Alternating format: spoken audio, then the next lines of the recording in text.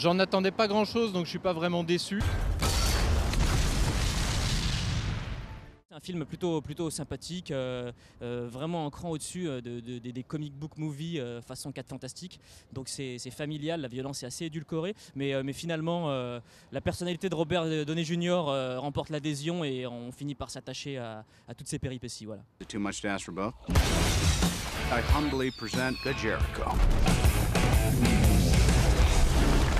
Ça reste fun, ça pète pas plus haut que ses fesses. La réalisation est assez calme, il n'y a pas trop d'effets à deux balles. Ça fait du bien, ça repose. Sincèrement, en film de super-héros, ça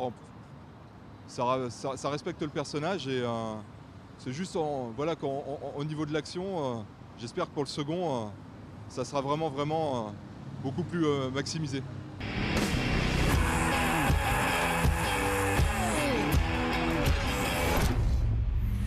Ça manque un peu de subtilité dans le parcours du personnage. Avant j'étais con, il m'arrive un truc et maintenant je suis gentil.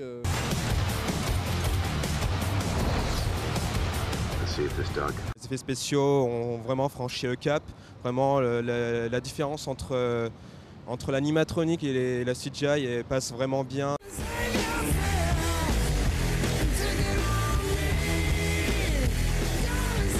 Le grand final entre les deux robots, c'est quand même beaucoup moins impressionnant que la fin de Robocop 2 qui date quand même de presque 20 ans. En fait, je m'attendais à une purge vraiment innommable, à quelque chose de vraiment nul, et puis finalement, c'est un bon popcorn movie, ça se laisse regarder sans problème. Tout le film repose vraiment sur les épaules de Robert Downey Jr. en fait, qui est vraiment très drôle et qui a une personnalité démoniaque. Gwyneth Paltrow, elle est fadasse comme d'habitude. Et en fait, Jeff Bridges, il est vraiment incroyable, il a une pure tête. Il m'a rappelé mon prof de philo en terminale, c'est pour ça que j'ai bien aimé le personnage.